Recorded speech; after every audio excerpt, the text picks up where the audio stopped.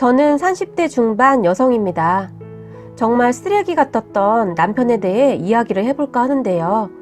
우선 제 소개를 하자면 저는 부모님이 어렸을 때부터 사업을 하셨는데 사업이 꽤 잘 되었고 그런 부모님 덕에 부족함 없이 자랐어요.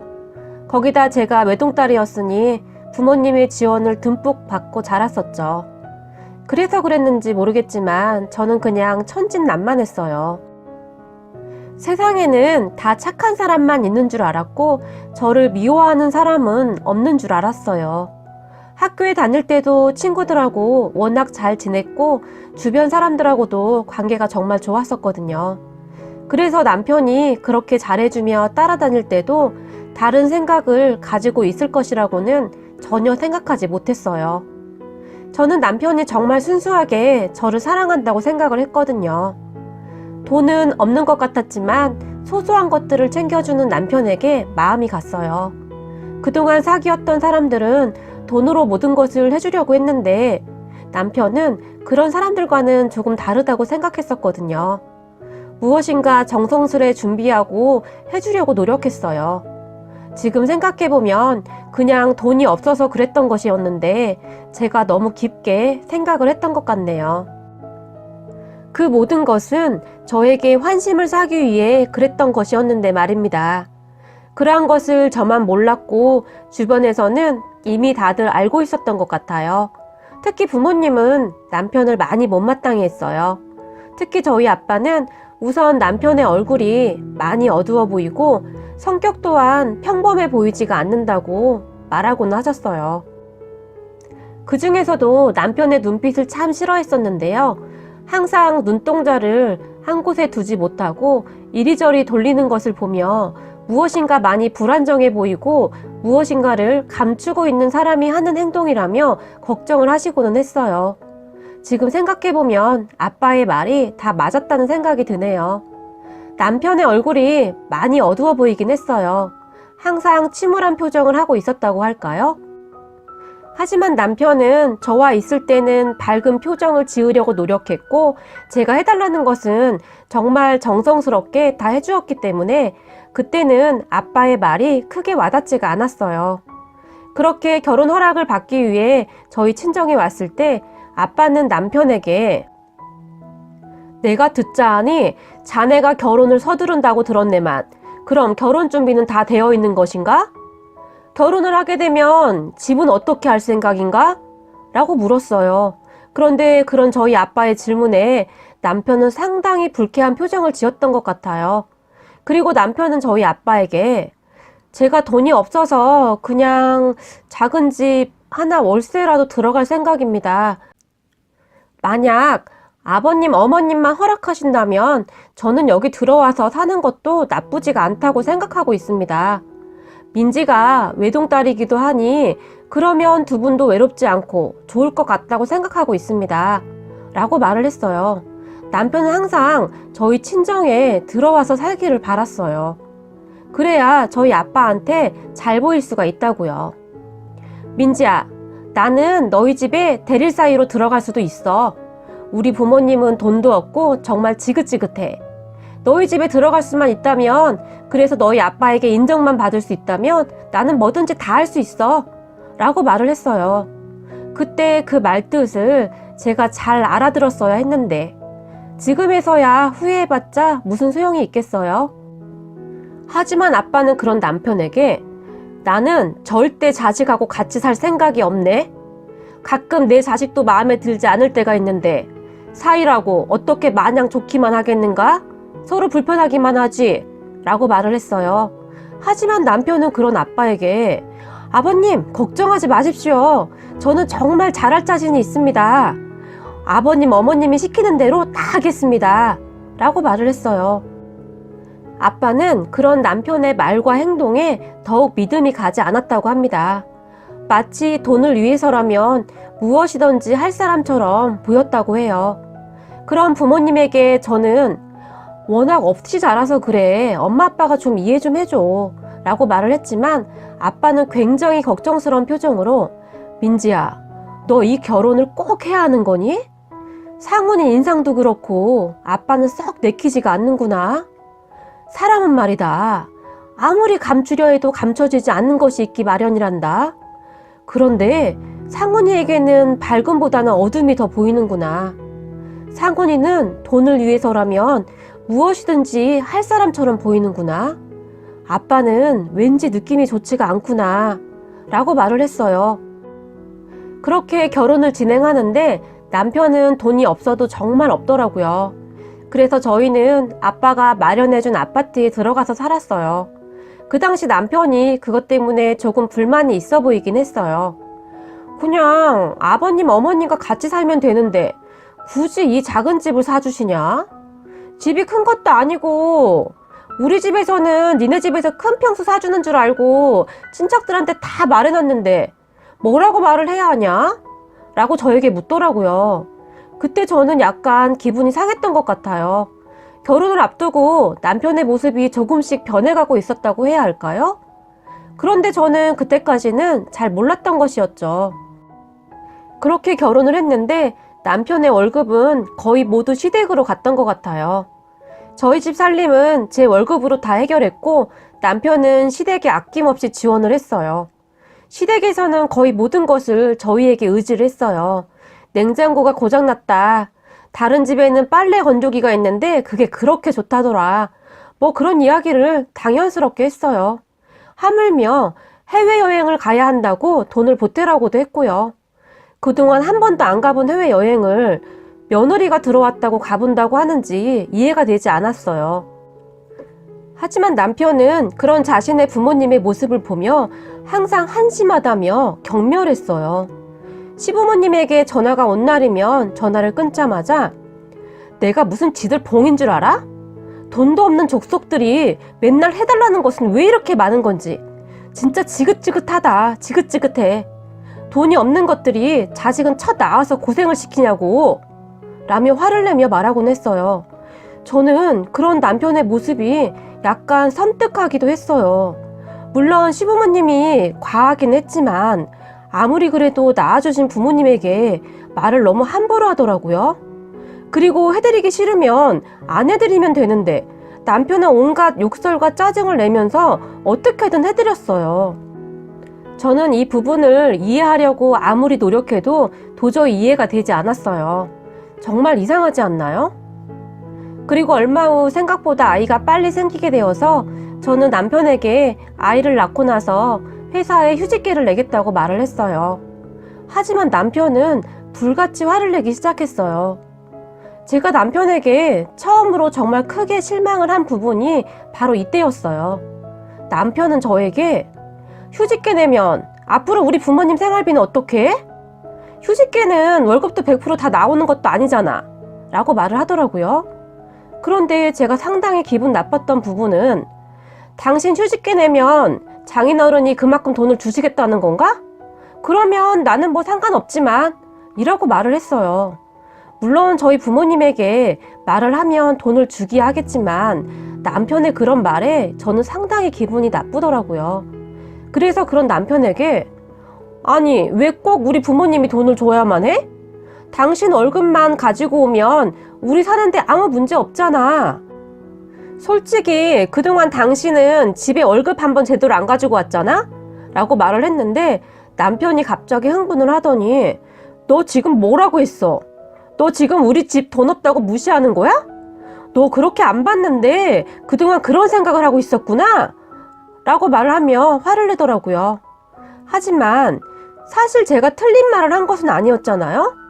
그래서 저는 그런 남편에게 아니 자기는 왜 항상 그렇게 생각을 해? 내가 언제 자기네 집 돈 없다고 무시했어? 지금까지 그렇게 가져다 드렸으니까 이제부터는 아이도 태어나는데 아이도 신경 써야 하지 않느냐는 거잖아. 내가 그렇게 잘못한 것은 아니잖아? 라고 말을 했어요. 하지만 남편은 그런 저에게 우리 집은 돈이 없어서 정말 힘들잖아. 우리 부모님 현재 일도 안 하고 있고 그리고 자기 부모님한테 그 정도 돈은 그냥 껌값 정도밖에 안 되잖아. 그런데 뭘 그렇게 생색을 내냐고 라고 말을 했어요. 저도 그 부분에서는 정말 기분이 나쁘더라고요. 그냥 껌값이라니요? 저희 부모님은 땅 파서 돈 벌고 있나요? 사업이라는 것이 쉬운 것도 아니고 얼마나 고생하면서 돈을 버는데 말을 이토록 함부로 할 수가 있을까요? 솔직히 말해서 집에서 놀고 먹는 시부모님이 잘못된 것 아닙니까? 연세도 저희 부모님과 비슷한데 집에 돈도 하나도 없으면서 본인들도 벌어야 하는 것 아니냔 말입니다. 제가 너무 냉정한 것인가요? 그렇게 남편과 처음으로 말다툼을 했고 남편은 그 뒤 한 달이 넘도록 말을 한마디도 안 했어요. 그리고는 제가 휴직계를 내고 친정에서 돈을 보내주는 것을 확인하고서야 말을 하더라고요. 저는 그때부터 남편이 조금 달라 보였어요. 순수한 사람이 절대 아님을 깨닫게 되었어요. 하지만 저는 아이를 키우느라 정신이 없어서 그냥 또 그렇게 잊고 살고 있었어요. 그 뒤로도 가끔 남편과 부딪히는 일은 있었지만 저는 그냥 금방 잊어버리곤 했어요. 그런데 남편의 진짜 모습을 알게 된 날이 왔어요. 정말 쓰레기만도 못한 인간이었어요. 탄탄대로처럼 잘 나가던 저희 부모님 사업이 조금씩 흔들리기 시작을 했어요. 저는 잘 모르고 있었는데 부모님 사업이 많이 어려워지고 있었더라고요. 그렇게 점점 심각해지기 시작을 했고 부모님뿐만 아니라 저도 걱정이 태산이었어요. 한 번도 겪어보지 못한 일이었기에 저는 큰 충격에 빠졌고 어찌해야 할 바를 몰라 당황하고 있었어요. 사업이 어려워지기 시작했으니 저에게 보내던 생활비도 차츰 들어오지 않게 되었고 그 부분 때문에 다툼이 많아지기 시작했어요. 그렇게 남편은 짜증을 내는 날이 많아졌고 저는 그런 남편에게 정이 떨어지기 시작했어요.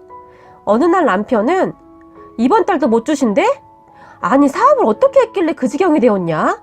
짜증난다 진짜 라고 말을 했어요. 저는 그런 남편의 행동에 정말 놀랐어요.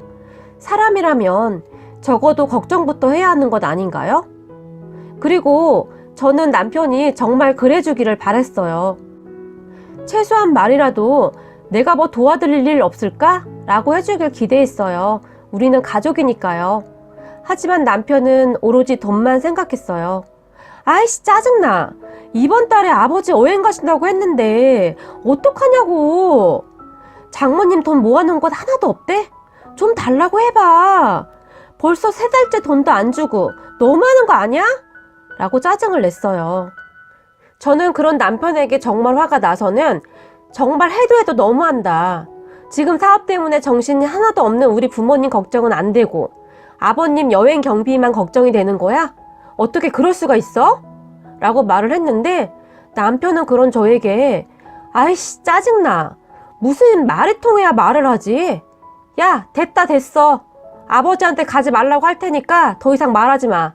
짜증나 죽겠네 진짜. 라고 말하며 나가버렸어요.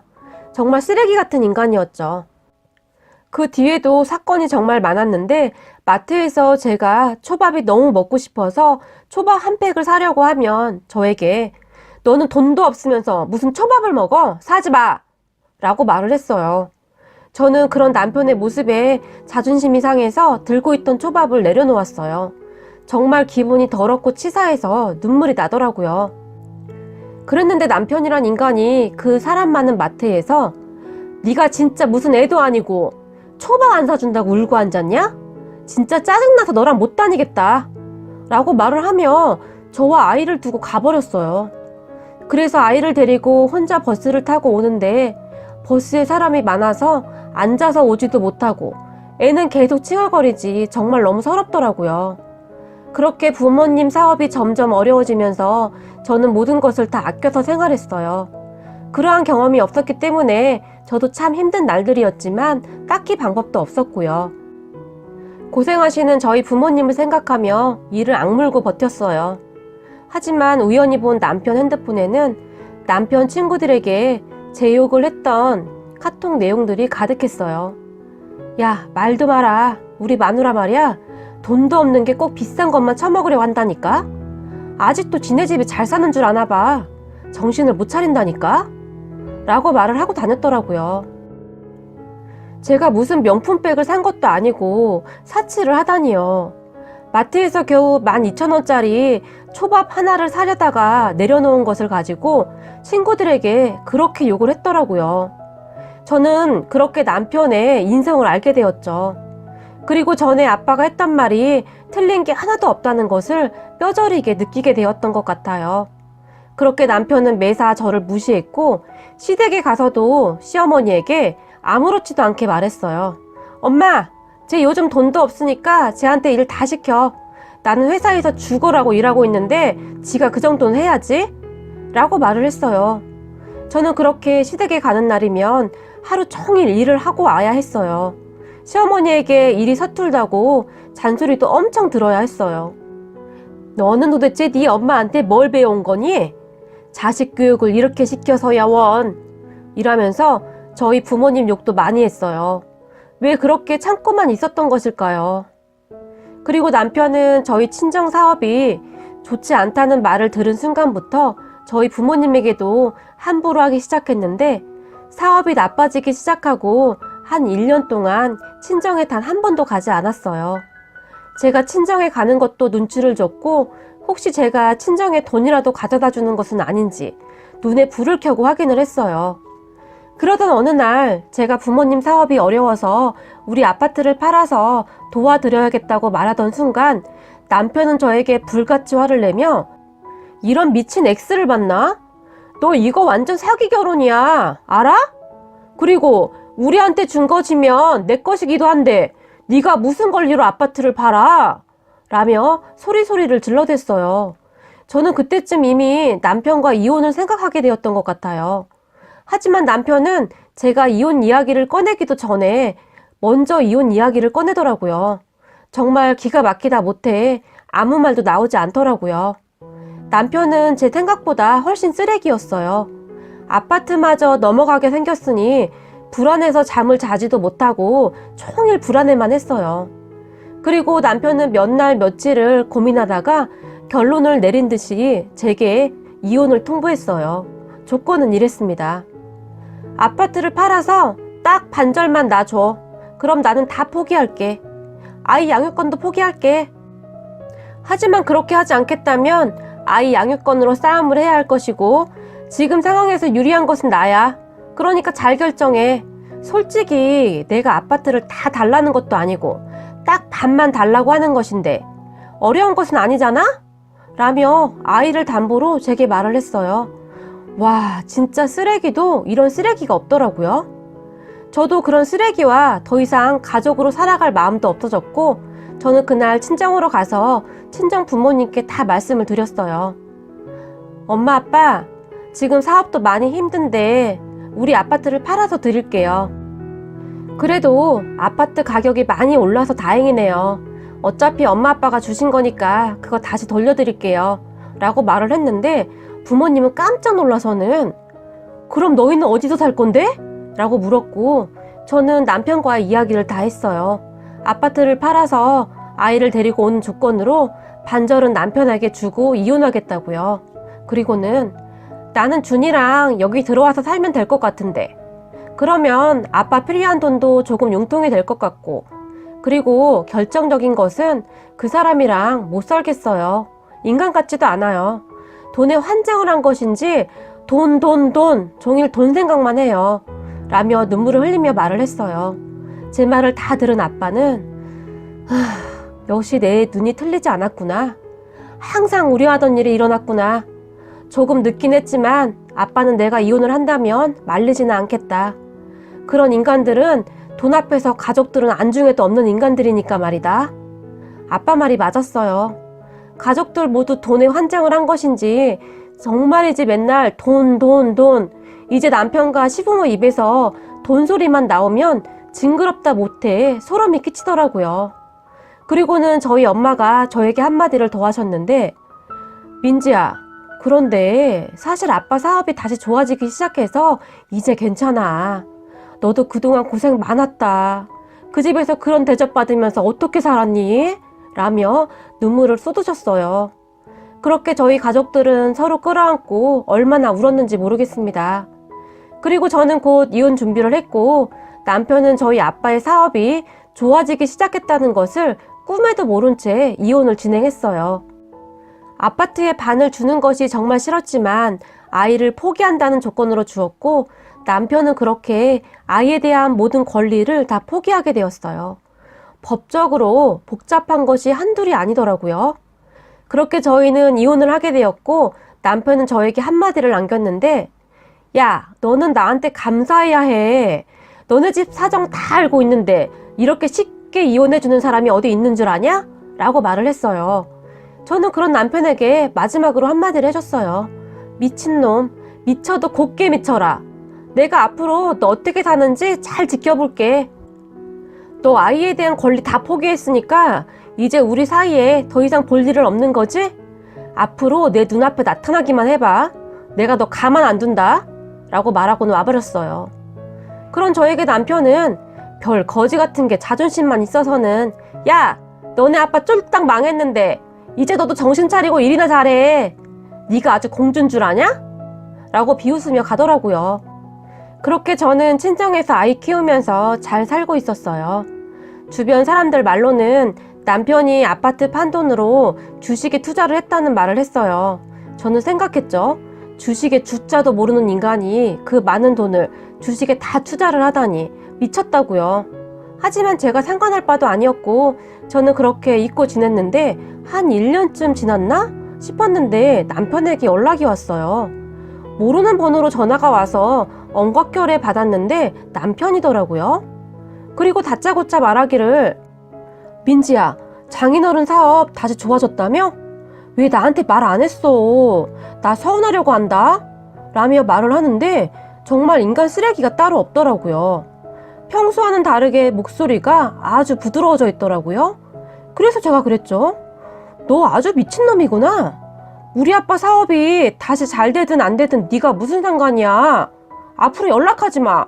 라고 말했는데 그 정신나간 인간이 저한테 한다는 말이 민지야, 내가 너랑 이혼하고 정말 후회가 많이 된다. 내가 그때 왜 그랬는지 모르겠어. 정말 잘못했어. 한 번만 용서해줘. 준이도 있는데 우리 다시 잘 살아보자. 라고 말을 했어요. 와, 사람이 어떻게 이렇게 간사할 수가 있을까요? 나중에 알고 보니 주식에 투자한 돈이 다 날려먹고 사채까지 썼더라고요. 그래서 월급도 압류 들어오고 난리가 났던 것이죠. 그러던 와중에 저희 아빠 사업이 잘 된다는 소리를 어디서 들었나 봅니다. 그리고는 안면 몰수하고 저에게 접근을 한 것이죠. 정말 소름이 끼치더라고요. 저는 그런 남편의 말에 야, 이 미친 X야, 꺼져. 너 우리 앞에 나타나기만 해봐. 내가 너 가만 안 둔다. 라고 말을 하고 전화를 끊어버렸어요. 그런데 이 인간이 정말 다급하긴 다급했던 모양입니다. 저희 아빠 회사까지 쫓아와서는 장인어른, 저 한 번만 도와주십시오. 라고 빌었나 보더라고요. 하지만 아빠는 내가 왜 네 놈 장인이야? 썩 꺼지거라 이놈아. 추하지 추한 놈 같으니라고. 라고 말을 하고는 직원을 불러서 그냥 쫓아내버렸다고 합니다. 전 남편은 끌려가면서까지도 살려달라고 했다고 하네요. 정말 제가 인생 쓰레기를 만난 것이었죠. 그 뒤 회사에서도 잘리고 취직이 안 되어서 어디 대리운전 같은 거 하고 다닌다고 하더라고요. 사채가 정말 무서운 게 이자가 어마어마한가 봐요. 아주 산 거짓골을 하고 다닌다고 하네요. 저는 정말 너무너무 고소하네요. 그러니까 사람이 착하게 살아야죠. 나쁜 인간 같으니라고. 그렇게 돈 하더니 돈 때문에 망했구나. 멍청한 인간 같으니라고.